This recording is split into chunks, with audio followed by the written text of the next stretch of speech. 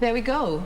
How are you doing? Glad you're still keeping us company. We continue with In the Headlines. Now we get to have a look at what the papers have for us, just to give you the latest as per what has been captured on the different dailies.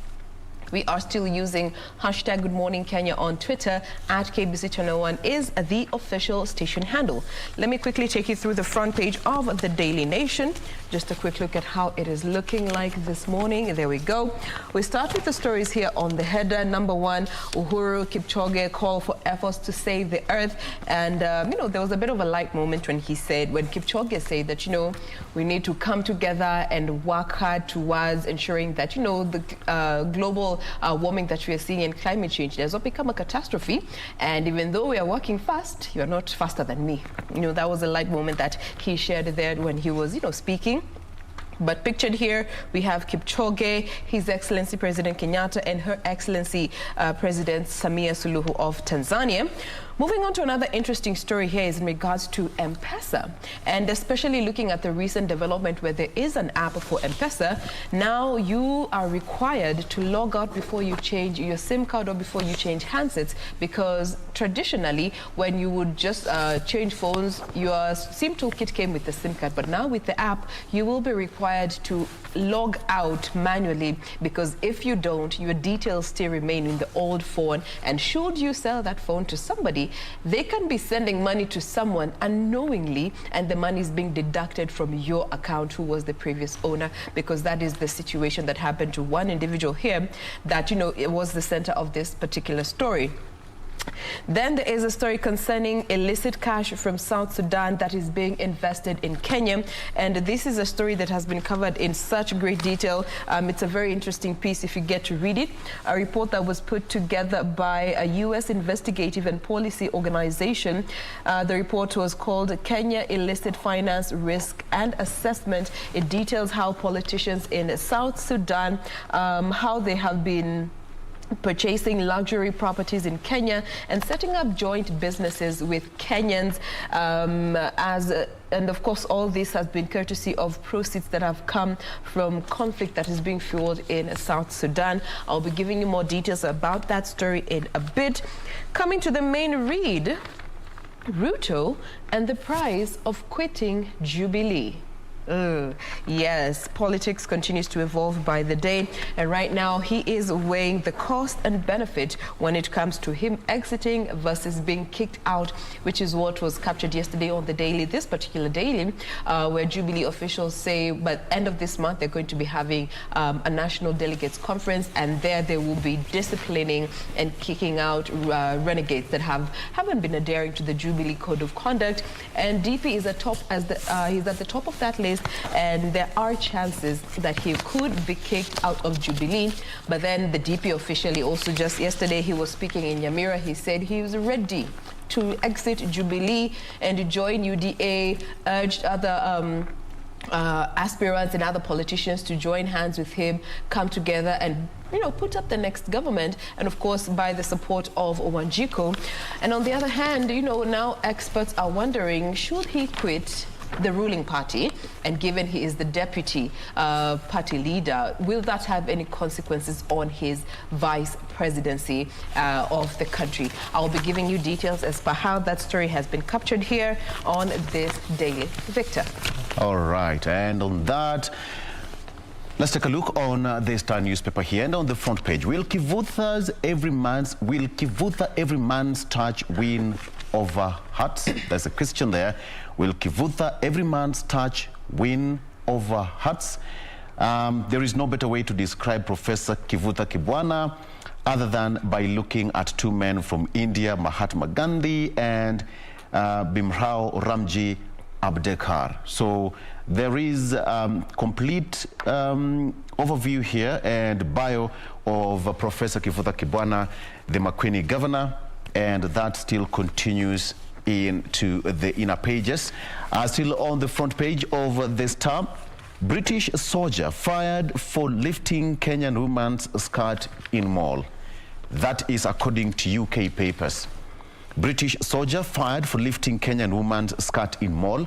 I will give you details briefly. Mombasa police boss defense officer accused of killing Willie Kimani.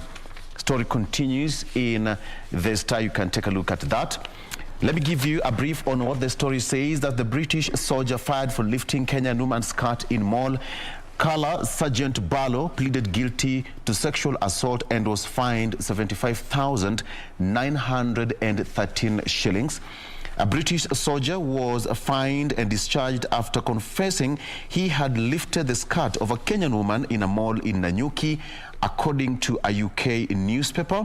The Sunday Times revealed that the soldier, a colour sergeant or equivalent rank of a warrant officer, was drunk and the woman was known to him.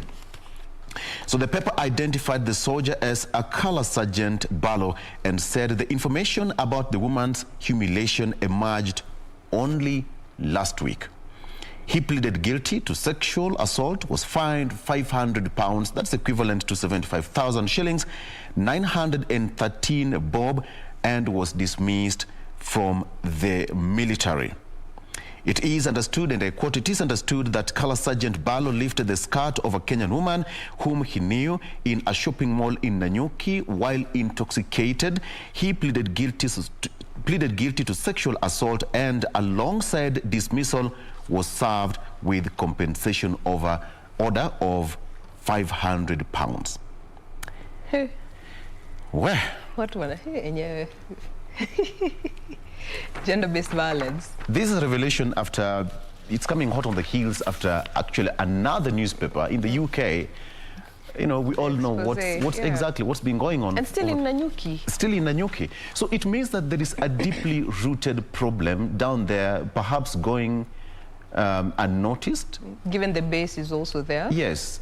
And the agreement between the Kenyan government and the UK government, you know, the Batuk training, military training in Nanyuki, it's been there for quite some time. That we admit. But perhaps there is just so much that the locals are undergoing and it's not being reported. And abuse of power is clearly coming out. Yeah. Because this is a Briton citizen, and he's part of the military there. Yes. Looking at the other incident, it also involved the military there. And given any state force, they have authority over the regular Mwananchi.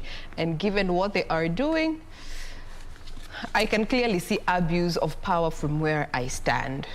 Yeah. Before we take a break, let me chime in on this. Wow. Go ahead. People need to allow, I mean, don't go lifting people's dresses and skirts and such. I mean, the audacity.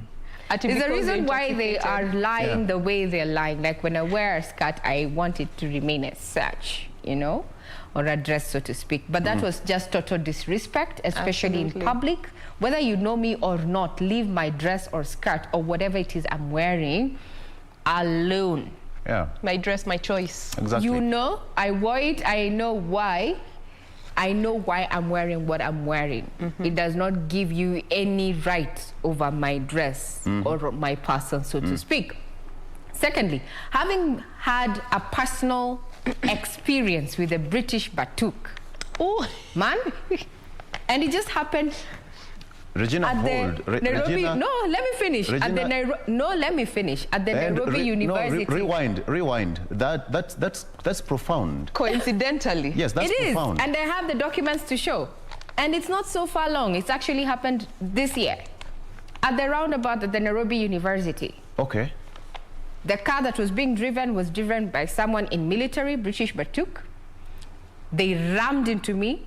If my window had been rolled up, I would be having scars.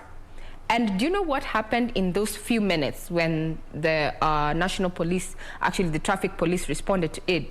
When the men in that uniform got out of that car, they were on the wrong. They were moving from, I was on the roundabout, I was already inside the roundabout. They were joining, they were also on the same side, they were on my right side, but they were moving left. I don't know where they were going, but it turned out that I was blamed for that incident. I was actually blamed for that incident, and the traffic police told me without batting an eye that, Madam, wewe ndo umegonga gari. I asked them, fine, it is I who's knocked that car. It was a double cabin with a bulba, and I was asking them, so how do I knock the car at the front side with my driver's door at the back? I mean, does my car move left to right, or does it move forward? We took up that matter, and it was actually handled, and I came to learn that, you know, at times you need to stand for the truth. You need to stand for the truth in as much as, you know, it is difficult. And it was later resolved. But we take a quick breather. Take a quick breather, we'll be right back.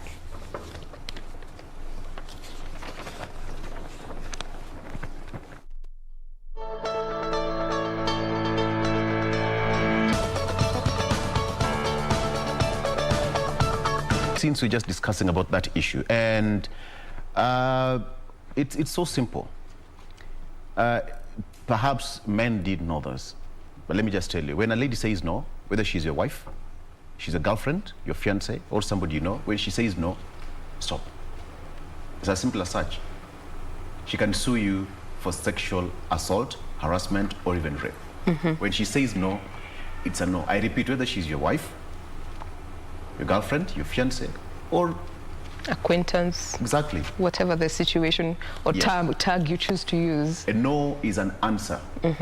It doesn't have to be a yes. Yeah. And you know, it's an answer. And you know, just as you're saying, Vic, you know, behind the scenes, we have, this is just like the lid is off.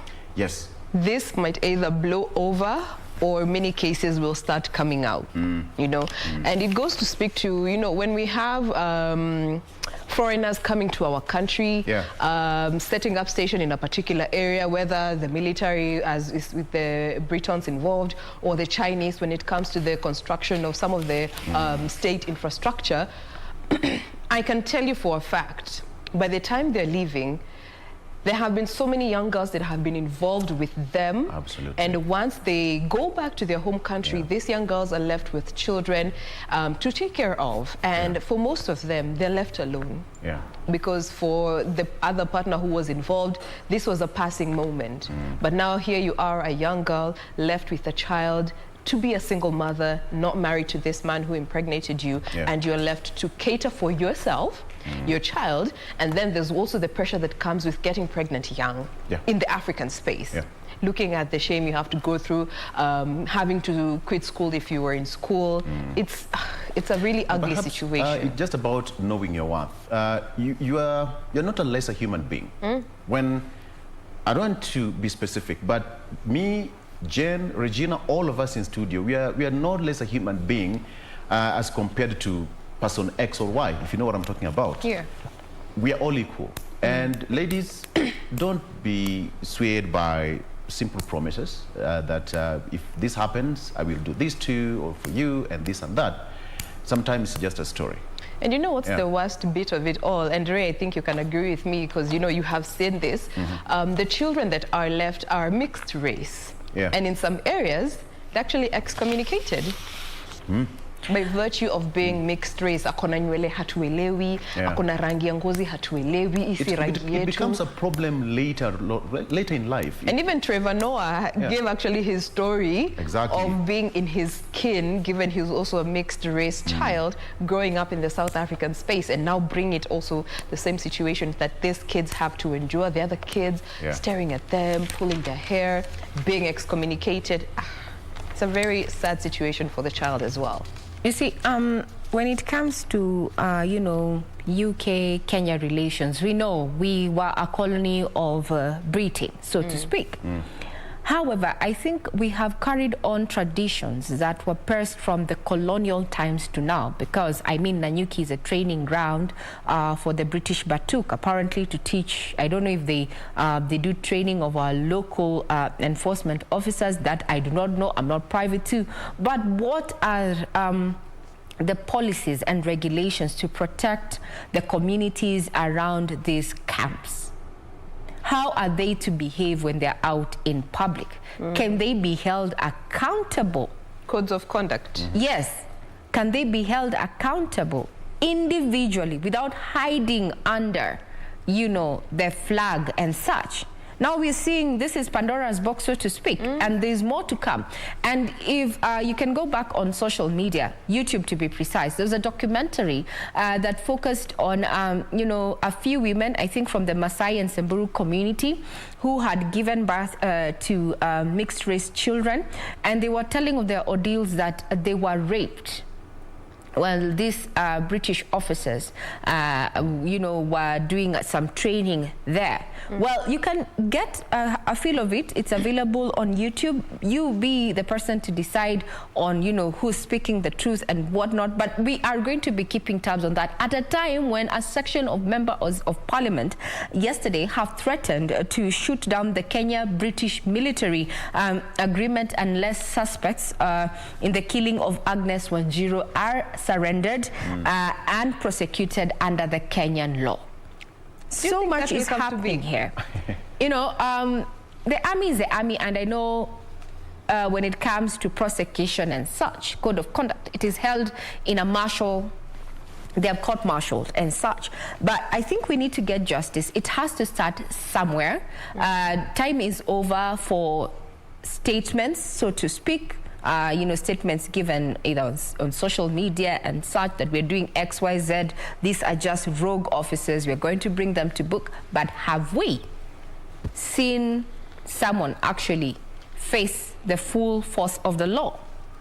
You know, yeah, the other thing is we also need to own our story, Victor, I think, as individuals, and it cuts across. It's not just because we're talking about those in the forces and such. We know that there are people who, if they're given, they get, because of virtue of who they are, they want to gandamize, so to speak, those who they feel are lesser than them in the social strata. We have seen that with the political elite. We have seen that with those in the forces and such. But at the end of the day, humanity, we have to be kind to each other. Would you want your daughter, your aunt, your sister, your mother to be going through what you're putting through this person, what you're actually meeting out on this other individual? You know, just think about, you know, being humane, be humane. Abuse of power, once again. Be kind. Yeah. All right. Regina, on that note, take it away with you. Okay, I have a copy of the Standard with me this morning just to give you a sneak peek of what we have on the front page. Succession politics.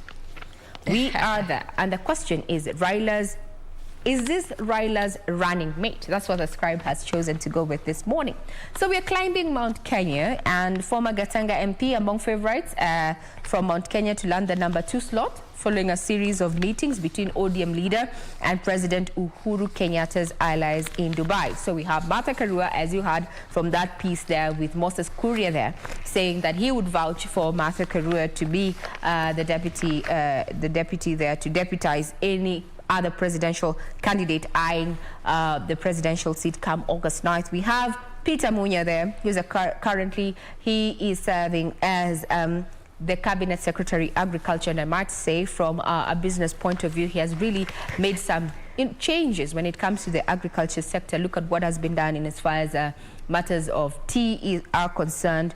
He handled the situation with the locust invasion and such. Then we have National Assembly Speaker Justin Muturi, who was coronated as the spokesperson of Mount Kenya, disputed albeit. So that is what we have on the front page of the Standard this morning. Further on, in as far as human interest is concerned, we have now the school break that has been introduced by the Ministry of Education. This is a 5-day rest period, even as stakeholders say failure to resume school games has left learners with no place to vent out their energy. Taking you back to that conversation, Jane, that you said, students, a couple of students, we know we have a lot of energy, so there's no drama festival. There are no ball games that used to happen over the second term owing to the COVID-19 situation we find ourselves in. This leaves children with a lot of pent-up energy that needs an avenue. So a 5-day rest is what government has come up with. Will it work? Is it the solution? We will be here to see that, or rather to put tabs on that. 19th to the 23rd of November. Those are the dates that have been proposed by the ministry. Further on, now senators want Kenyans barred from Saudi jobs. Of late, there have been reports People are coming back maimed. People are coming back in coffins and caskets. Now the Senate committee, if the Senate committee report is adopted, thousands who travel to the Middle East for employment will be blocked until their safety is guaranteed. What do you think? Is this a step in the right direction? Is it? Personally, I think it is, because we are losing so many people. Yet, we have other success stories coming from the Middle East. The people who actually, go there, get some professional jobs, come back, rebuild at home, support their families and such. However, I think we need to have stringent laws that protect Kenyans. Wherever it is that they go to seek employment. Kenyans should be protected within our borders and outside our borders too. So that is just a sneak peek of what we have on the front page of the Standard this morning, with a special report cited land fights in the coast. Long life is now a curse. Now we're going to be having, as KBC Channel 1, we have prepared a special report, and these details, or rather, comes in the wake of killings of old people, especially women, and those who have participated in this feature and this documentary, being human rights activists, citing the issue of land being the main cause of these killings. Now crossing over to the coast, this is a whole story, a special report that has been fleshed out for you in this particular daily, actually 2 full pages of it, and I just want to read a sneak peek of what the survivors, the survivors of this lynching on alleged accusations that they are practicing witchcraft. So Nyiro Katana, age 70, alleged to be practicing witchcraft, and he has been living at the Kaya Godoma Rescue Center since 2014. Here is just a sneak peek of the statistics as detailed in this particular report. 8 is the number of elderly people who are being housed at the Kaya Godoma Rescue Center. 400 elderly people killed annually at the cost of witchcraft claims. 1,000 elderly people facing death threats. Victims are spread out in Kilifi and Kwale counties. So, some of, according to Nyro's story, just a sneak peek so that you can get reading. 7 years ago, Nyiro Katana was resuscitated at the gate of the Kilifi Hospital mortuary as police officers lifted his motionless body from a Land Rover to take it to the morgue cold storage room. Some of the officers who picked him at the house at Ngarenyi Tezo noticed a slight quiver in the hallux. So the panga-wielding attackers found me asleep, slashed me all over my body, and left me for the dead. My wife was sleeping in another room. I showed signs of life at the mortuary gate, and I gained consciousness in the theater room. Yeah.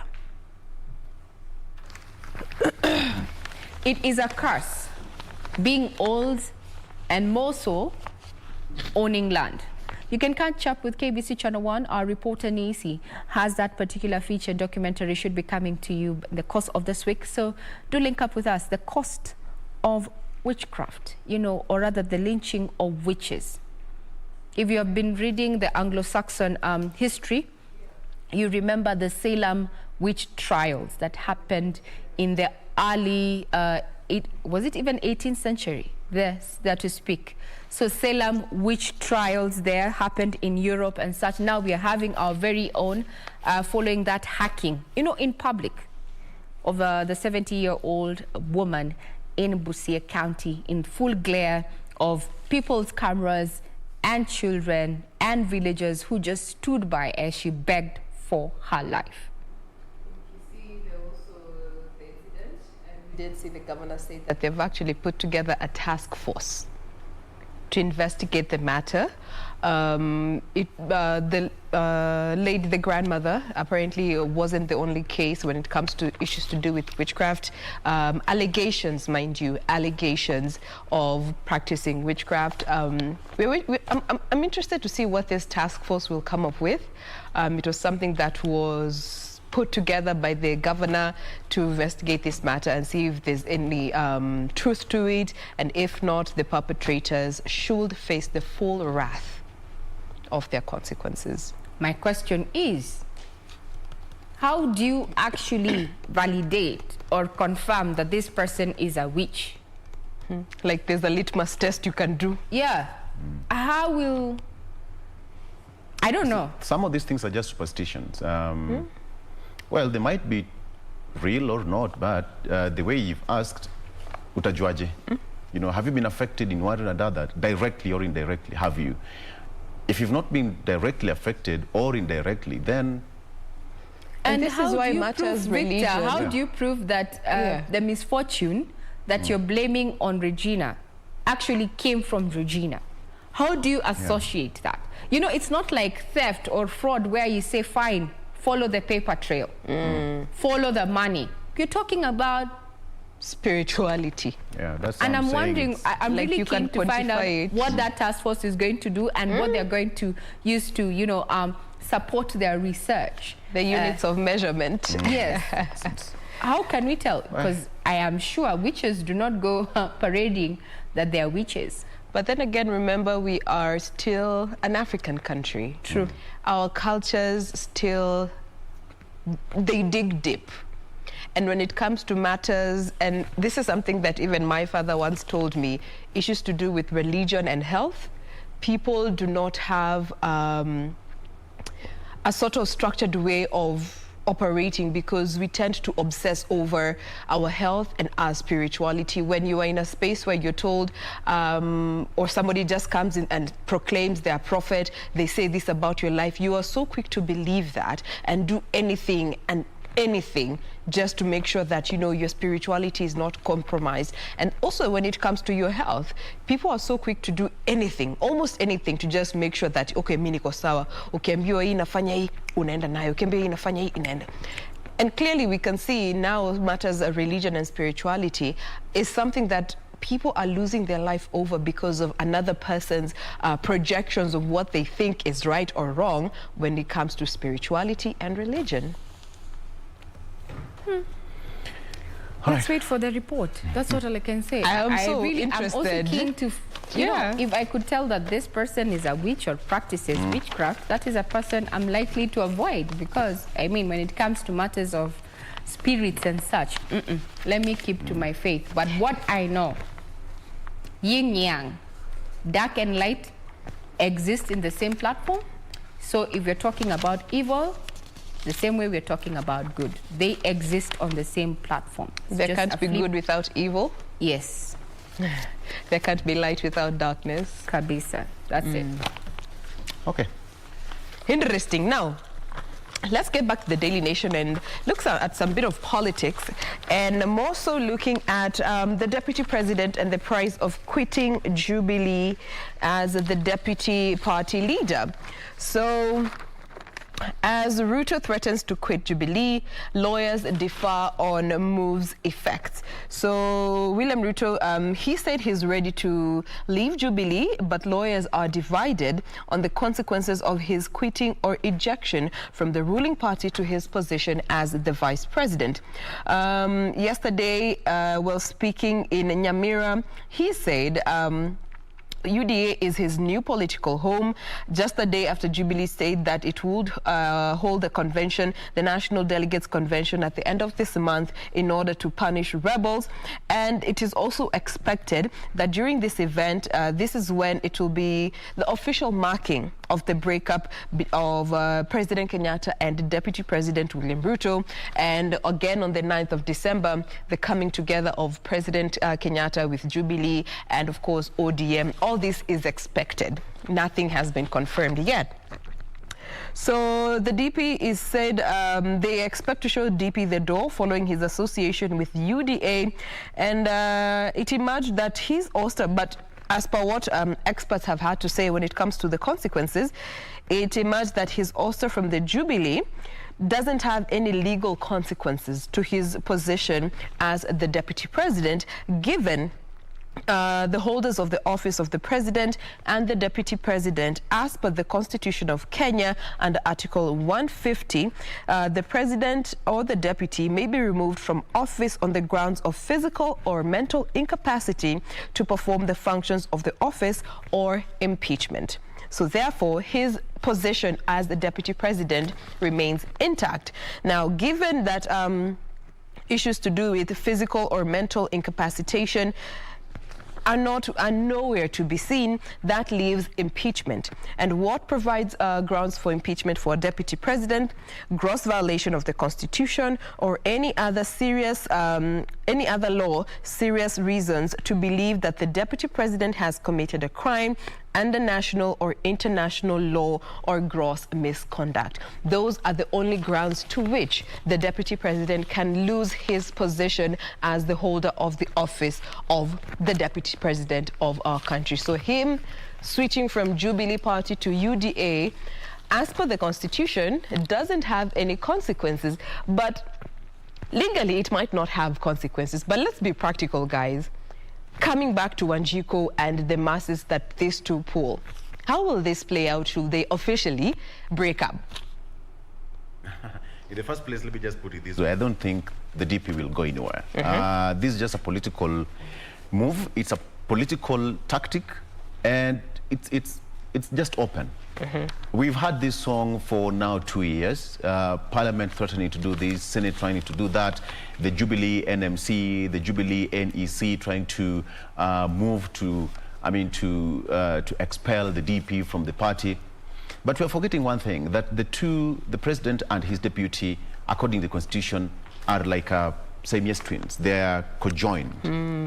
Constitutionally, they are. So one and the other, mpaka mwisho.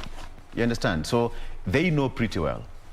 And perhaps if you look at the political, movements that we are seeing in the country right now, we are working on this, that is going to happen. We are going to move a motion to expel members of the Jubilee allied to the DP. Rebels. We are going to, and it's been happening. And by the way, election is just around the corner.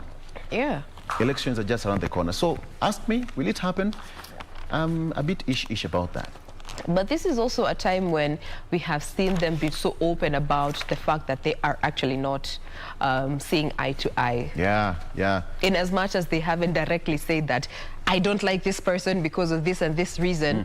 From what they are doing, what their allies are saying, it gets, the intensity between them just keeps going up as you draw nearer and nearer to the elections. In politics, it's allowed. In politics, it's allowed, and whatever. It's part of the game. Exactly, and I will repeat it here. Politicians are politicians, and they know the game. They know the game. The same way footballers know very well that if you go past this line, then you'll be offside. They know the rule of the game. So whatever game they are playing, that is their game, and they understand. So how are they going to do it? My take would be perhaps just going to be rhetoric as we move closer and closer to August next year. And he will serve his full term. He will serve his full term. Unless something happens, because in politics, again, anything can happen anyway. So I mean, we had a whole general election annulled, the first time in our history, so and nobody saw that coming. Just don't know when and how. Just to throw some spanner into the works into that conversation before we take our next breather. Machete. No, it's a spanner. It's not a machete. It's a spanner this time. By virtue of being metal. Supposing. So what would happen if Deputy President, let's say in January, said, you know what, I'm done with Jubilee. This will be like 8 months towards the next general election. Yes. What if he says, well, I'm done with Jubilee? Remember, for them to have formed Jubilee, there was URP and TNA coming together. Voila, we have Jubilee. So what if he was to say, or rather break this news in August, or even in the month before? Would it really change? I think this is a political game. Gimmick. It's a political game. And what I know, and I'm borrowing heavily from what you've said, politicians are into matters politics. It's a game of chess. What will give you, you know, an undue advantage over your competitor? What is going to give you an edge and propel you to where you want to be? So I tend to think if it would suit the deputy president, he would actually quit. But what does the Constitution say about a running mate and the subsequent win of the election? And this is the deputy president. Remember, he may quit Jubilee as a party that took him, or rather gave him that position of deputy president. I would want to know at this point, what would happen? What are the ramifications of him quitting Jubilee? Because this is a party that gave him that ticket. Remember, Kenyans voted for the duo. We did not vote like individually for the two. So what happens in as far as Martha's Law is concerned? Maybe, Victor, you can engage our political analysts and, you know, our lawyers who come in on matters, you know, are in politics, to just look and understand further. But as we plan on answering that question, we take a quick breather. It's quite interesting.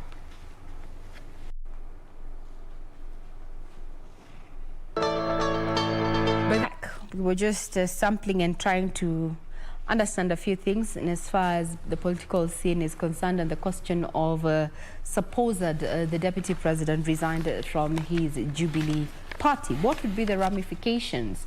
Are they anchored in law or not? Would they affect his position and such? And I understand Butula Kilonzo had some views in regard to what would happen if this was the turn of events. Jane?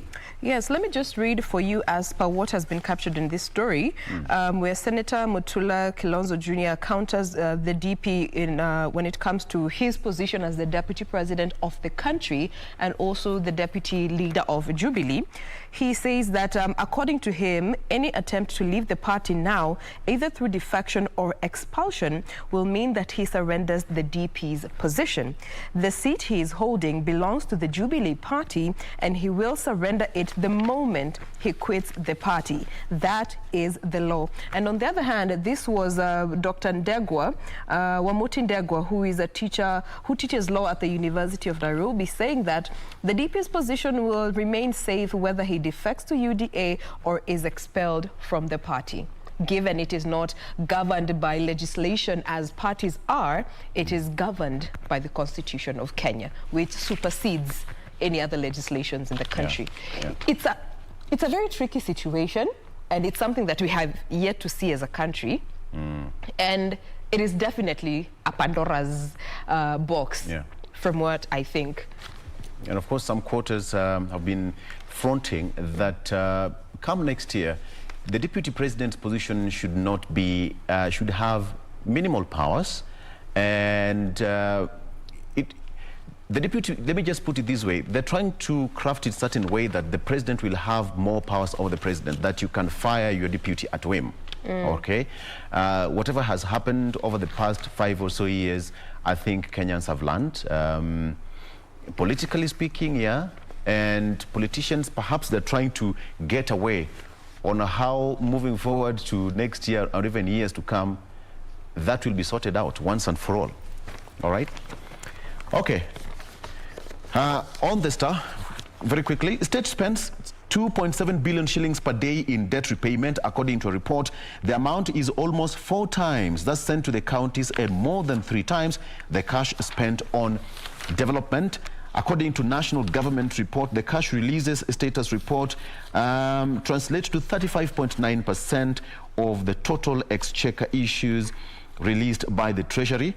And KRA collected 593 billion shillings in 4 months, representing 34.7% of the total target of 1.70 trillion shillings.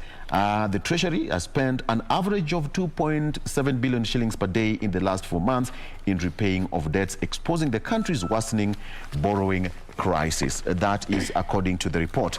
As well as CRA in push for capable counties to fund budget, Kiambu, Kajiado, Mombasa, Kisumu and Machakos can sustain themselves without relying on exchequer share. That is according to the Commission for Revenue Allocation, saying that those counties can actually sustain themselves as per their revenue collection. Okay. Very quickly, in terms of school fires, school to break for midterm. Of course, it's been on the headlines as the circular was given yesterday by the Ministry of Education, and they will have to break on November 19th and resume classes on 23rd. Of course, there had been that that issue that second term, this time there was not going to be a break. It was going to be 11 weeks marathon, but then now, after, you know, what can be said that the school unrest, the arsons that we've been seeing in schools across the country for the past week or so, now the Ministry of Education decided, say, that students should go home and have a break. And matters tourism and perhaps business. Hotels record high bookings as Christmas season approaches. Good one. Occupancy projected at above 70% from the second week of December. I think we can now officially start putting up our Christmas trees. This is good. And Christmas decor.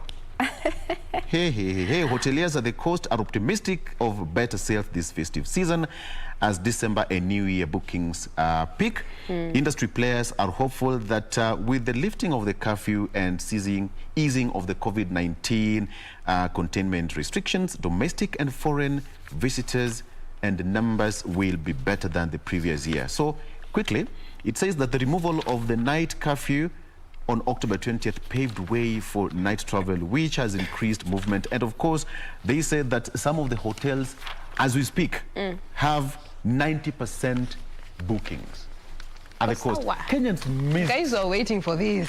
Wakenya miss to just having fun, you know. Yeah, this is some good news. Regina, from the business aspect, are you happy about that? Well, the tourism industry has been receiving the short end of the stick in as far as matters COVID-19 disruptions are concerned. You know, global travel has been limited. Here, even domestic travel, we had an issue with that. Some of the hotels had to close their doors, you know, and to just try and survive. Remember, matters of repayment of debts and such, as well as servicing water, electricity, all these bills had to be paid, yet we did not have people coming through the doors. So this is some good news, especially with the festive season. And sometime 2 months ago, I think, the Ministry of Tourism said it's going to make its calendar public, and it indicated that when it's not high season, and when we talk about high season is, you know, maybe when the gnus are already in the Mara from the Serengeti, that is June, July.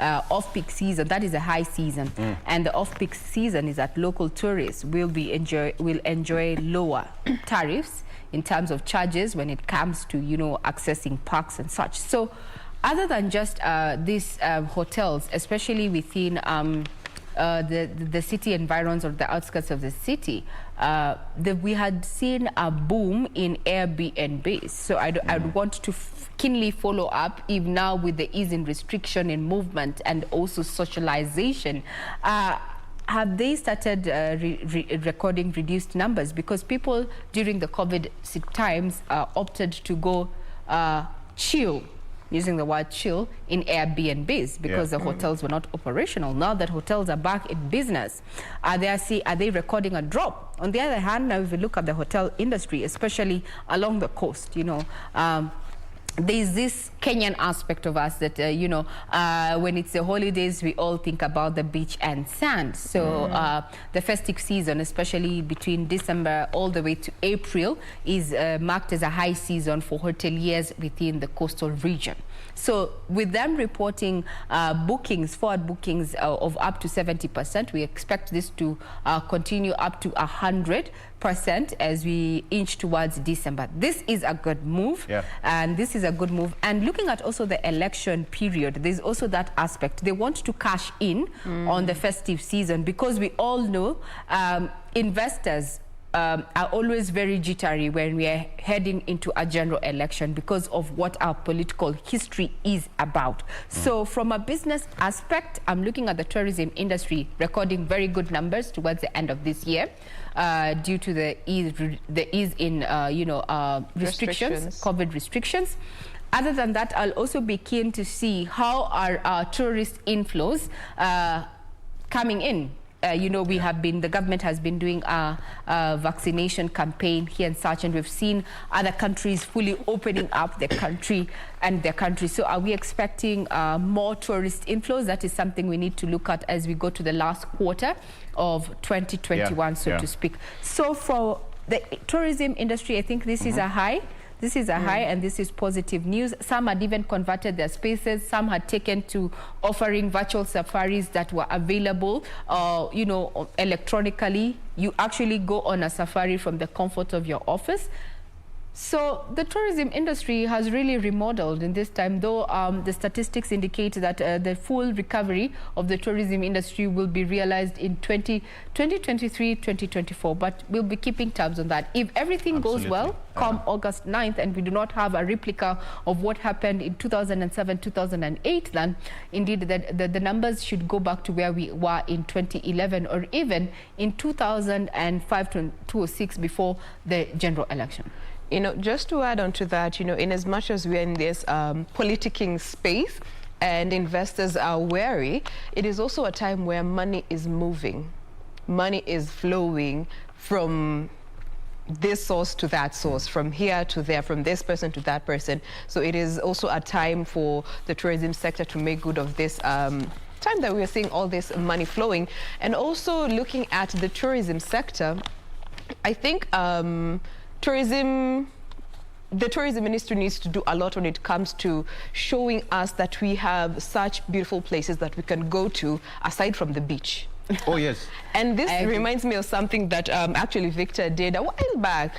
You can look for him on YouTube and you will see the beautiful hidden places that we have in our country that we don't know anything of. During peak season, very few people are there, and most of the people are crowded to the coast. Ama Kisumu, ama, the popular places that we consider holiday worthy. We are going for vacay ni wapi? Mombasa, vacay ni wapi? To the beach. I think ministry needs to do more to showcase the different places that people can go when it comes to touring your country, going to places that are beautiful but so hidden that the ministry doesn't know. Isikweni tu ni kazi yetu media. And by the way, just to add, we have a Zurura show here on KBC. Bas. Wanazurura country. Wanazurura. Those people, they've given you like a 360-degree, experience of ideas of where you can go in Kenya. Yes, on a budget. Sometimes you don't have to go to Mombasa. I'm not saying that Mombasa is bad. Okay, what Mombasa msitumini, all right? But we need to explore, we need to expand, share the love from Nairobi, go to Nanyuki, all right? Go to northern Kenya. Watoto wanataka kwenda kuona Mount Kenya. Lakini mimi lazima niende Mombasa. Regina usioge. Regina usioge. Hey, by the way, Rusinga Island is also good. You see? And it has a beach. It has a beach, white sandy beaches. Kisumu. All right? So it's up to the ministry to do more to showcase the different venye walituambia. If you want a hyena named after you, tell to Mike Mbili. 2 meters. Hyena. Now they'll put a tag on it. Watu wakienda kutembea na Ndoule Joroge. Oh yeah. Ini Joroge. Victor Ndoule Victor. Ndoule Regina pale, she's the matriarch. No, there's no way. The hyena family, women-run business over there. So ukiona Ndoule Regina pale. I am not a hyena. Ndoule mama yao. Ati yao.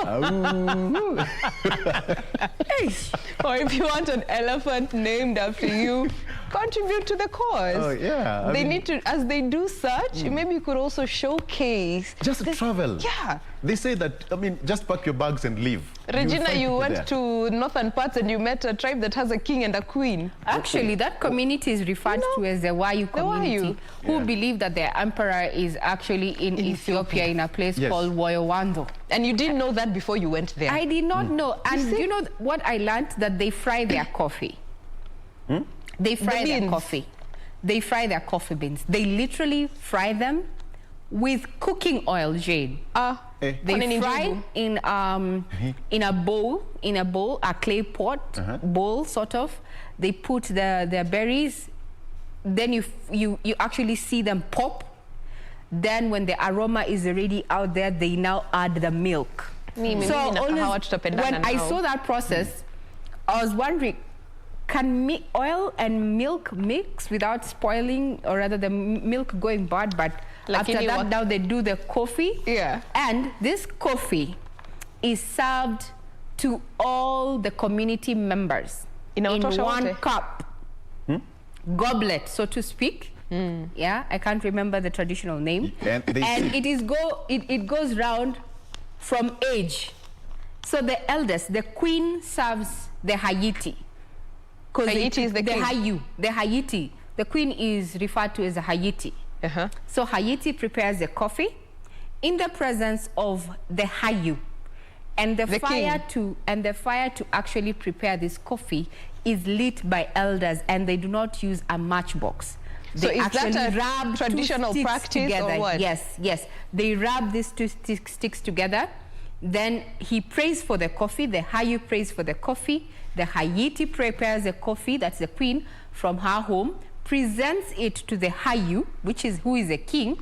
The Hayu blesses the coffee, and the coffee now is shared. That sounds interesting. One takes a sip via age. Age determines if you're going to get the cup after 20, 30 people. So the older you are, the faster the goblet comes to you. And this is a ceremony to give thanks for a good hunt. The Hayu were predominantly hunters and gatherers. They are currently found across 9 counties, including Marsabit. And what is a development in as far as the Hayu community is concerned is that the latest census report, that is the 2019 census report, the government of Kenya recognized the Hayu community and gave them a code 046. Now this means that they can, put their sentiments forward to just have them included when it comes to the national cake sharing. So it's good to tembea. A whole cultural experience learnt over just traveling.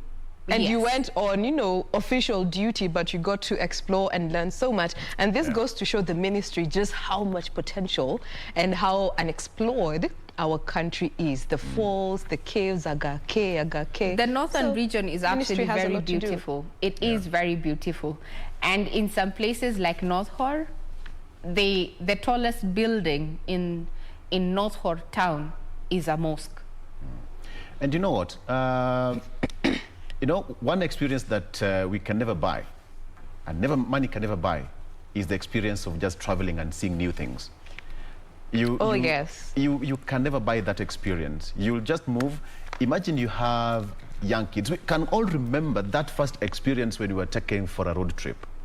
When you're just curious, you saw the crying stone, and now you are an adult going there and like, I saw this when I was 10 years old. Daddy took me there, mommy took me there. I think we are going to Shags or something of that kind. So parents, just have time and travel with the kids. Just travel, show them new experiences, the new culture. If you have a tent, go and get some camping site somewhere. Go and camp with the kids. Let them play. Please tents. Leave tents aside. have them ride their bicycle somewhere in the Bundus, in Naivasha, Nakuru. Kusafiri tutasafiri, lakini kulala nje kwa tent. Yeah, kulala nje itakuwa tricky. Hatujafika hapo. We are not at expert level. Watatone by road, we see the scenery. And there's such joy that comes by just travel. Seeing trees passing. Or just bare lands. Yes, Yeah. as we come to a close, I'd want to pose a question to my colleagues. Which county would you want to explore the next time we get an opportunity to actually travel? Wow. Victor, we start with you. Where would you want to go explore? Which county? Yes, which county, which area? Without bias, wow, I've gone to several counties. But which county I would love to? I would go to northern part of Kenya in general. Just pick a county. Victor. Turkana. I'd love to go to the cradle land of mankind. Cradle of mankind. That is Marsabit. Jane? Kisumu and Mombasa. Okay. Na nisiulizwe kwa nini. I know why Mombasa. Regina usionge. And Regina, you? Na wewe, aside from Meru. I want to go to Nyeri Allah? and Baringo. Oh, yeah. Ah, yes. Director anauliza reasons. No, we did not include the reasons why. We just said areas we want to explore. Baringo is good, Iko man. sawa. Iko sawa. The flow of the valley down there, the Litane, the meanders. Oh, yes. Okay. Whew. That is that. Hey, Regina, umemaliza show na hai. So Ministry of Tourism, chezeni kama nyinyi. Tuko hapa, we can represent, sindio? Ama? Aya basi. Yeah. On that note, we take a very quick breather. We have so much more lined up for you, so do stay with us. Keep us company as we bring to you more conversations.